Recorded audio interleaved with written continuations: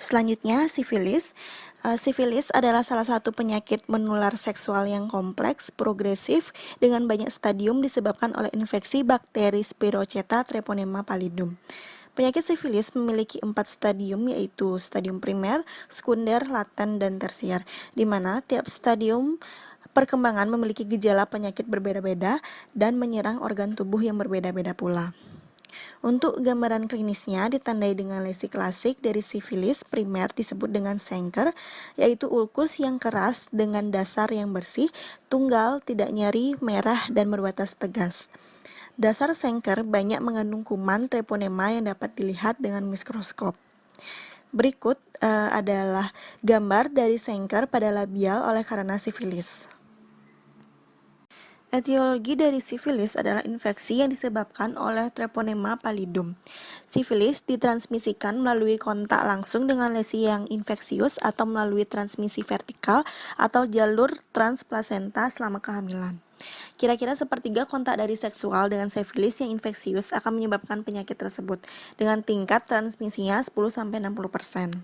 Selain itu, penggunaan narkoba suntik dan transfusi darah juga merupakan jalur transmisi yang potensial. Risiko dari transmisi bervariasi tergantung dari stadium sifilis.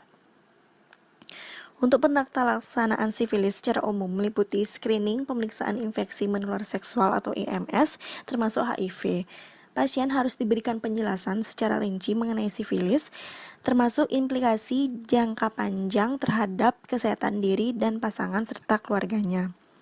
Memberikan informasi mengenai lama puasa berhubungan seksual selama pengobatan, tetapi pasien disarankan untuk menahan diri untuk tidak melakukan kontak seksual sampai lesi dari sifilis primer, jika ada itu benar-benar sembuh, dan sampai 2 minggu setelah selesai pengobatan. Sindrom Behcet merupakan penyakit vaskulitisis sistemik dan kronis karena terjadi keterlibatan pembuluh arteri dan vena di berbagai organ pada tubuh. Nama lainnya adalah Adamant-Behcet disease. Etiologinya belum diketahui secara jelas, namun proses autoimun dan faktor genetik dianggap memiliki peran. Beberapa penelitian menerangkan agen infeksius yaitu virus seperti herpes simplex dan bakteri seperti mycobacteria sebagai faktor pencetus. Untuk gambaran klinis, ulkus aftosa rekuren merupakan manifestasi klinis pertama pada 70% pasien sindrom Behcet. Predileksinya yaitu pada membran mukosa bibir, gingiva, mukosa bukal, dan lidah. Manifestasi lain adalah ulcerasi mukosa genital diikuti lesi pada mata. Di daerah genital dapat timbul ulkus aftosa serupa di mulut, namun biasanya lebih besar dan lebih dalam. Lesi pada mata merupakan morbiditas paling penting pada sindrom Behcet yang timbul 2-3 tahun setelah onset. Ditandai dengan penglihatan kabur, nyeri pada mata, fotofobia, mata merah, dan berair.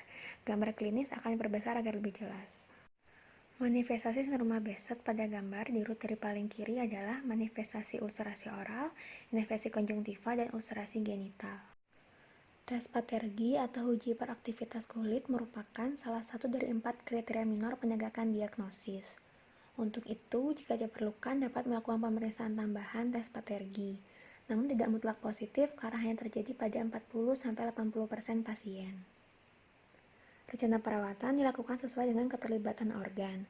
Terapi lini pertama adalah kortikosteroid sistemik yang bertujuan untuk mengurangi inflamasi dan mengurangi derajat keparahan lesi. Untuk ulkus genitalia, terapi topikal diberikan gentamicin. Tindakan bedah dilakukan jika muncul aneurisma arteri. Prognosisnya itu membaik dengan terapi sedini mungkin.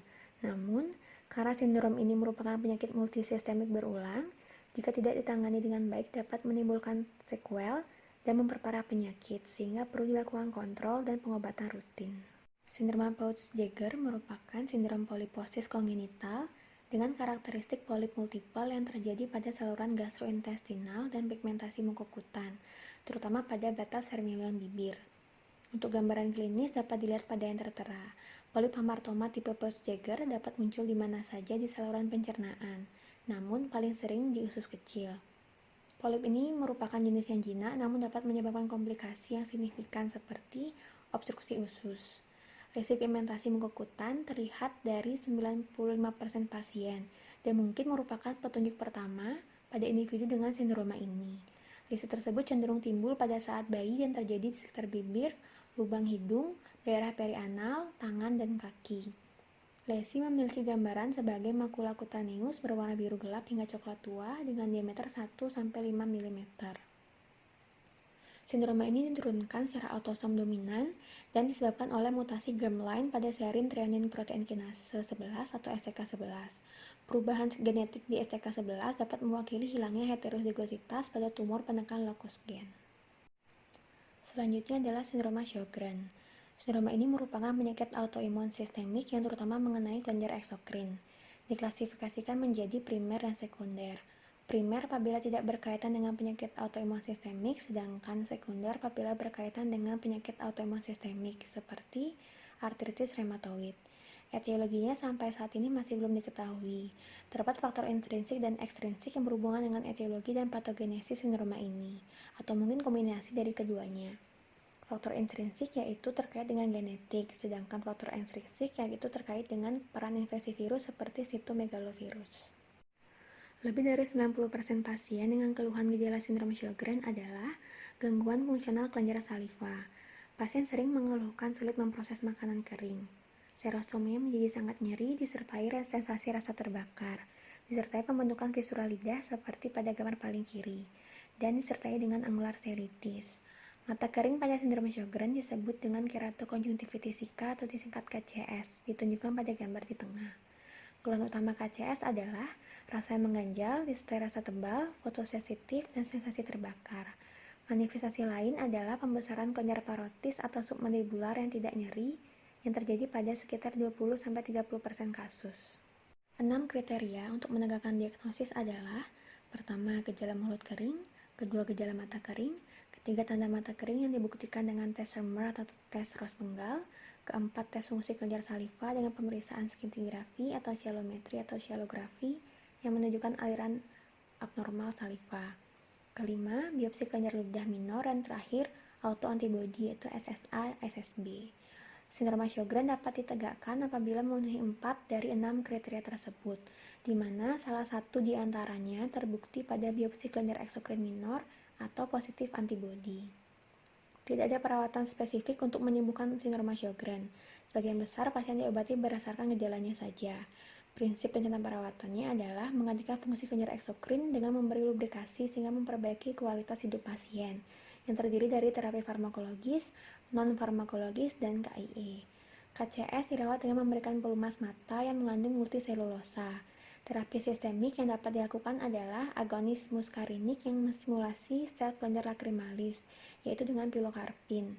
Pasien juga dapat diinstruksikan untuk menghindari kondisi lingkungan yang memperberat KCS seperti kering, berasap, dan ber-AC.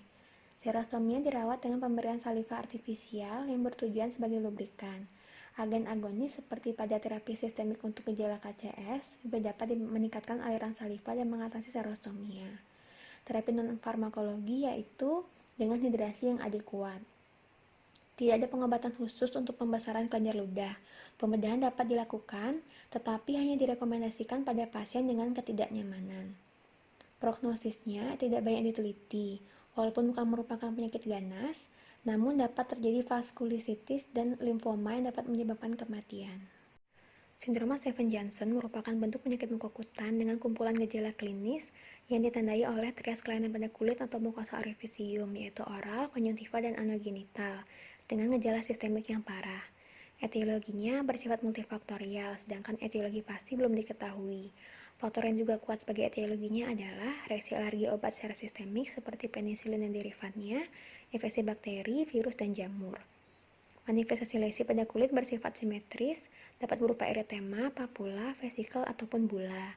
Pada keadaan lanjut dapat terjadi erosi, ulcerasi, dan kulit mengelupas.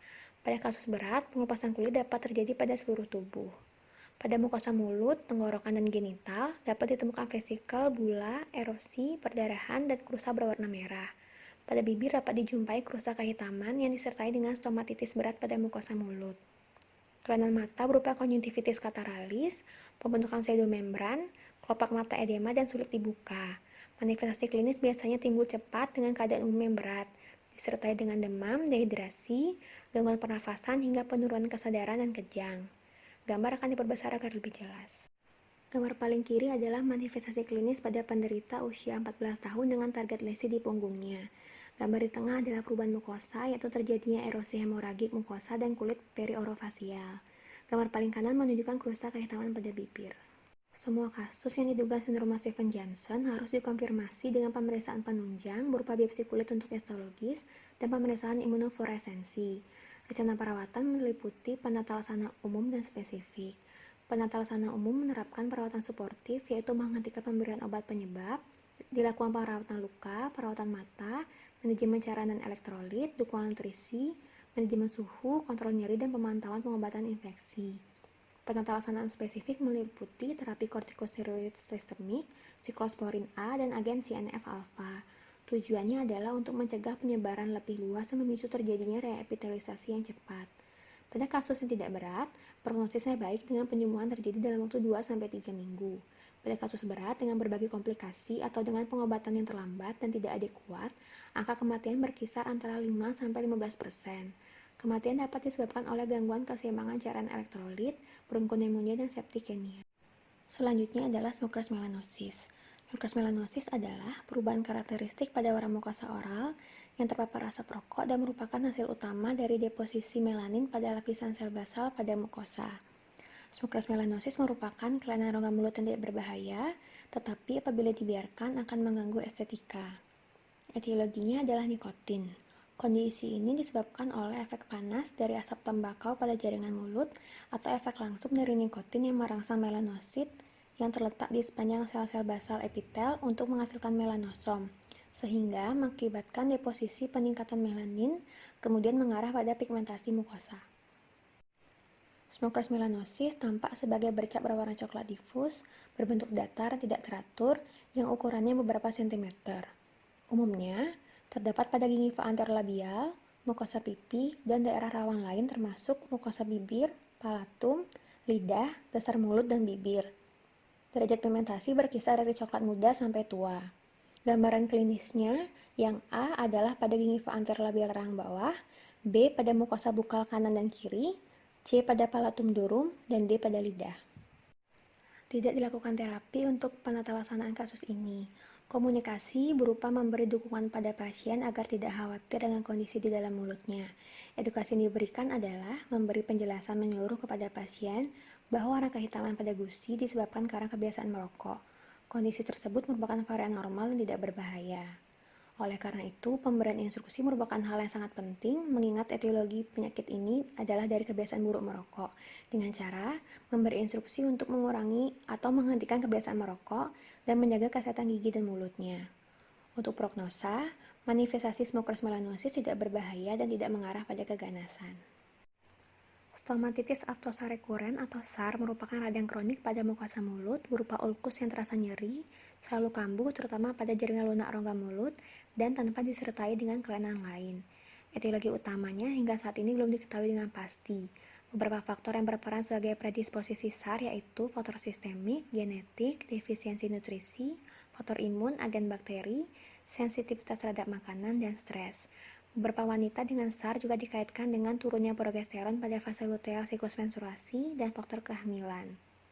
SAR ditandai oleh ulkus rekuren, tunggal atau jamak, nyeri berbentuk bulat atau oval, ditutupi oleh pseudomembran putih sampai kuning atau abu-abu, berbatas jelas dan memiliki eritema halo.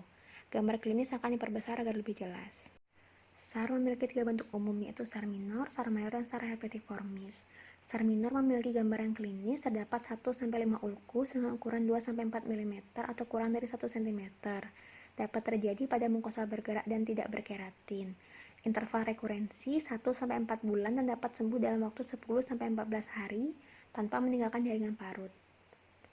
SAR mayor memiliki gambaran klinis terdapat 1-3 ulkus dengan diameter lebih dari 1 cm. Lebih dalam dari SAR minor, sering memiliki batas eritema irregular yang meninggi dan dapat terjadi pada mukosa labial, palatum lunak, dan orofaring. SAR mayor dapat sembuh dalam 6 minggu dan sering meninggalkan jaringan parut atau sikatrik. SAR herpetiformis memiliki gambaran klinis terdapat 20-100 ulkus dengan diameter 1-3 mm. Terdapat pada mukosa tidak berkeratin. Proses penyembuhan dapat terjadi lebih cepat daripada tipe SAR lain yaitu sekitar 3-4 hari, namun memiliki kemungkinan untuk meninggalkan jaringan parut apabila ulkus-ulkus menyatu. Penegakan diagnosis SAR dilakukan berdasarkan anamnesa riwayat lesi dan pemeriksaan klinis. Jika perlu, pemeriksaan darah dapat dilakukan untuk mencari kemungkinan adanya gambaran abnormal pada MCV atau mean corpuscular volume. Pemeriksaan tambahan seperti pemeriksaan sitologi, biopsi dan kultur hanya diperlukan jika ulkus tidak kunjung sembuh. Oleh karena etiologi SAR belum diketahui secara pasti, maka perawatan dilakukan lebih untuk mengobati keluhannya saja. Rencana perawatannya meliputi terapi simptomatik dan KIE. Stereotopikal, yaitu triamcinolone acetonide, kemudian antiseptik topikal pemberian vitamin C dapat diberikan kepada pasien. Penderita perlu diberitahu bahwa kelainan ini tidak dapat diobati, karena tidak ada obat yang dapat menghilangkan lesi dengan sempurna, tetapi dapat diredakan dan biasanya dapat sembuh sendiri. Prognosisnya tergantung pada masalah penyebabnya. Pada umumnya, prognosis adalah baik, namun pada beberapa kasus dapat meninggalkan jaringan parut setelah lesi sembuh. Stomatitis nikotina merupakan lesi berupa papula berwarna keputihan yang terlihat pada palatum durum di rongga mulut dari perokok berat, perokok pipa, dan perokok cerutu. Etiologinya adalah terjadinya obstruksi dari kelenjar saliva pada palatum. Lesi yang terbentuk disebabkan oleh iritasi fisik akibat asap rokok. Setelah menghirup asap, suhu rongga mulut bisa mencapai 190 derajat Celcius. Asap rokok suhu tinggi yang kontak langsung dengan mukosa palatal menyebabkan iritasi dan peradangan pada orifis kelenjar saliva minor yang terdapat pada palatum durum. Gambarnya akan diperbesar agar lebih jelas. Gambaran klinis awal ditandai dengan eritema pada palatum durum, diikuti dengan sejumlah papul merah di sekitar orifis kelenjar saliva minor di palatum sebagai red dot. Lesi yang timbul ini ukurannya bervariasi, dan kemudian palatum ditutupi oleh gambaran putih keabuan akibat pembentukan ortoparakeratin. Ketebalan dari lesi putih keabuan ini tergantung dari lamanya dan jumlah nikotin yang dipakai. Lesi ini meluas difus ke seluruh palatum durum dengan gambaran permukaan yang kasar atau irregular. Gambar klinis stomatitis nikotina dengan papul merah ditunjukkan pada gambar A dan lesi putih difus pada gambar B. Penegakan diagnosa dilakukan berdasarkan anamnesa dan pemeriksaan klinis. Namun jika diperlukan, pemeriksaan histopatologis dapat membantu. Secara mikroskopis terjadi perubahan histologis sel di daerah orifis kelenjar saliva minor. Rencana perawatannya adalah KIE. Lesi yang terjadi pada stomatitis nikotina bersifat reversibel. Hiperplasia di sekitar orifis saliva minor akan kembali normal setelah 2 minggu tanpa merokok. Sehingga, rencana perawatan untuk stomatitis nikotina adalah penghentian kebiasaan merokok. Prognosanya jarang berkembang menjadi keganasan. Secara perlahan, lesi harus bebas dari kontak dengan panas atau asap rokok. Meskipun lesi dianggap tidak menjadi ganas, kebiasaan merokok merupakan faktor risiko untuk karsinoma oral, sehingga prognosis dapat menjadi buruk jika kebiasaan merokok tidak dihentikan. Selanjutnya adalah thermal burn. Thermal burn adalah cedera pada kulit atau mukosa yang disebabkan oleh panas berlebihan. Etiologinya sebagian besar karena mengkonsumsi substansi panas secara tidak sengaja. Umumnya disebabkan karena kontak dengan makanan, cairan atau benda logam yang sangat panas. Dapat juga karena penggunaan laser iatrogenik, operasi piezoelektrik, atau karena perangkat elektrosurgery. Penegakan diagnosa dilakukan berdasarkan anamnesa dan pemeriksaan klinis. Gambaran klinisnya muncul sebagai eritema merah, terasa nyeri yang mungkin mengalami desquamasi, ditutupi pseudomembran putih dan menyebabkan erosi. Lokasi yang paling sering terkena adalah palatum, mukosa bukal, bibir, dan lidah. Gambaran klinis thermal burn pada bilateral palatal itu ditunjukkan pada gambar A, B pada palatal sisi kiri, dan C pada palatal sisi kanan. Lesi yang terdapat pada mukosa oral tersebut terjadi pada seorang wanita usia 36 tahun karena makan pie yang baru dipanaskan dari microwave. Sebenarnya tidak perlu pengobatan untuk lesi sederhana, karena lesi biasanya sembuh dalam seminggu tanpa perawatan tambahan. Namun jika rasa sakitnya hebat, anestesi topikal seperti diklonin hidroklorid dapat diberikan meskipun efek anestesinya hanya dalam durasi yang singkat. Salin juga dapat diresepkan untuk mempercepat penyembuhan luka dan menghindari pertumbuhan bakteri. KIE dapat dilakukan dengan memberi instruksi untuk menghindari makan atau minuman panas, keras, dan pedas sampai gejala sembuh. Untuk prognosa, tergantung dari kerusakan jaringan yang terlibat. Pada lesi dengan kerusakan jaringan minimal, lesi tersebut dapat sembuh tanpa perawatan dalam seminggu. Selanjutnya adalah torus mandibularis. Torus berasal dari kata tori, yang dalam bahasa Latin berarti menonjol, merupakan eksososis yang terbentuk dari kortikal yang menebal dengan jumlah yang terbatas dari sumsum tulang, serta tertutup oleh mukosa yang tipis dan sedikit vaskularisasi. Torus mandibularis adalah eksososis atau pertumbuhan tulang yang ditemukan pada permukaan lingual mandibular. Etiologinya belum diketahui secara pasti, namun diduga karena genetik. Untuk gambaran klinisnya, manifestasi torus dapat terjadi secara bilateral di kedua sisi rahang dengan presentasi 80% kasus, mempunyai dasar yang datar, hadir dengan pertumbuhan tulang yang lambat dan terletak di permukaan lingual tulang kortikal mandibular, dekat dengan gigi taring dan premolar, dan selalu berada di atas garis milohyoid. Manifestasi klinisnya sangat bervariasi, dari eksososis besar berbentuk nodul atau lobus yang menempati hampir seluruh dasar mulut. Mukosa rongga mulut menutupi torus mandibularis sangat tipis dan menunjukkan warna keputihan dari tulang di bawahnya, yang menjadikan torus suatu tonjolan berwarna keputihan, merah muda, atau kekuningan. Gambaran tertera menunjukkan manifestasi klinis torus mandibularis dalam beragam bentuk dan ukuran. Penegakan diagnosa dilakukan dengan anamnesa dan pemeriksaan klinis. Jika diperlukan, misal dicurigai ada kemungkinan kondisi patologis, pemeriksaan histopatologis dapat dilakukan, di mana torus mandibularis menunjukkan strukturnya mirip dengan struktur kompak dari tulang normal. Rencana perawatannya adalah KIE, prosedur bedah dan perawatan pos bedah. Informasi bahwa torus mandibularis bukan merupakan kondisi patologis perlu disampaikan. Umumnya, torus mandibularis tidak perlu dieliminasi karena kebanyakan kasus adalah asimptomatik. Pembedahan torus biasanya dilakukan untuk kepentingan prostetik agar tidak mengganggu kestabilan protesa. Alasan lain juga bisa karena ada gangguan bicara. Medikasi pos bedah diperlukan karena ada kemungkinan komplikasi setelah pembedahan seperti edema, hematoma, dan nyeri ringan. Medikasi akan terdiri dari antibiotik, antiinflamasi, dan analgesik. Prognosanya baik karena lesi ini tidak pernah menjadi ganas. Torus palatinus merupakan eksososis jinak pada palatum durum di sekitar sutura palatal yang melibatkan prosesus palatina dan maksila. Torus palatinus dapat digambarkan sebagai cancellous bone yang ditutupi oleh tulang padat serta diselubungi lapisan tipis mucoperisteum. Pertumbuhannya lambat dan dianggap sebagai gambaran anatomi normal. Etiologinya belum jelas, namun teori yang saat ini paling banyak diterima adalah genetik, tetapi tidak selalu sifat dominan autosom pada kemunculannya. Torus palatinus muncul sebagai hasil pertumbuhan di midline palatum dan dapat memiliki berbagai bentuk.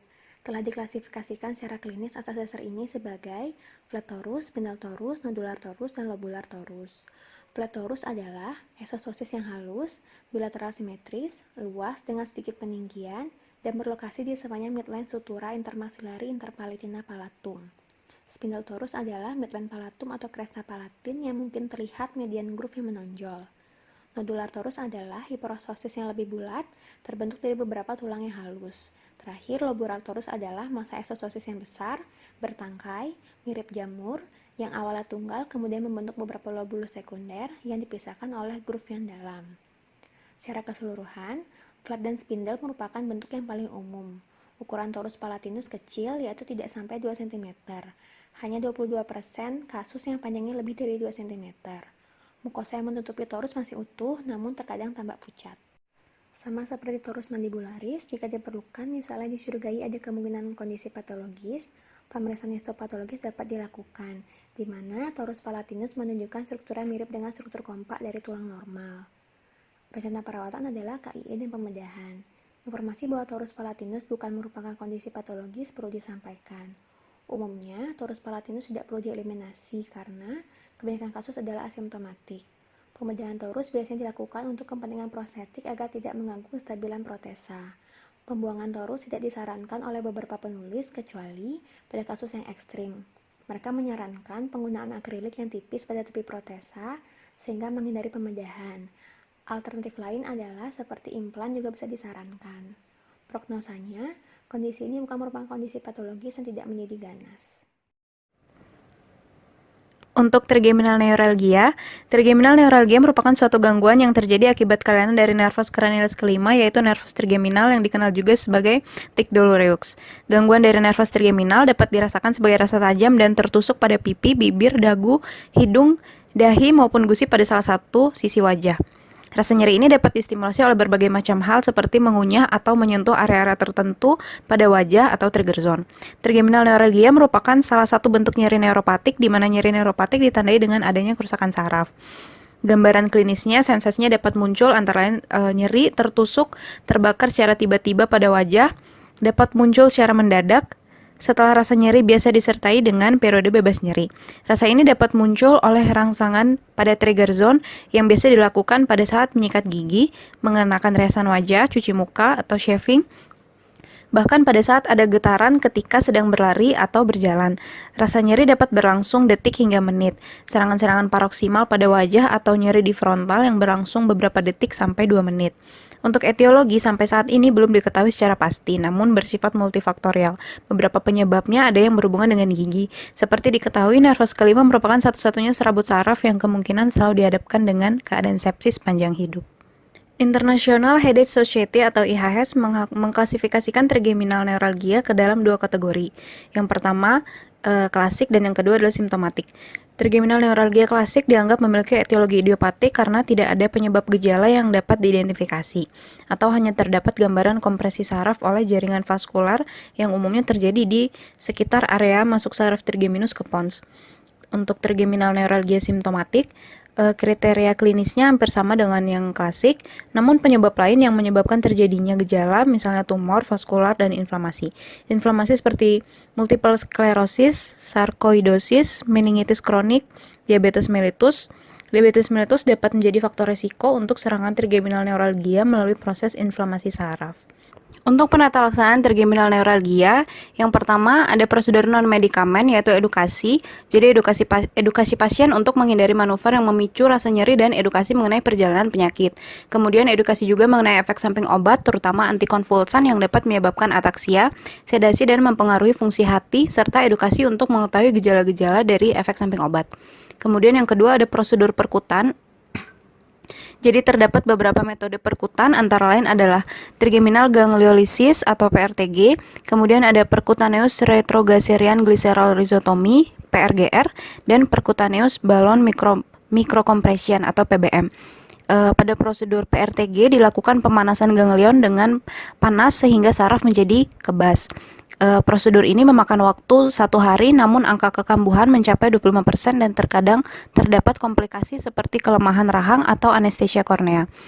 Pada prosedur PRGR, jarum spinal menembus muka ke sisterna trigeminal, di mana pada jarum terdapat sisternogram yang diisi material kontras larut air.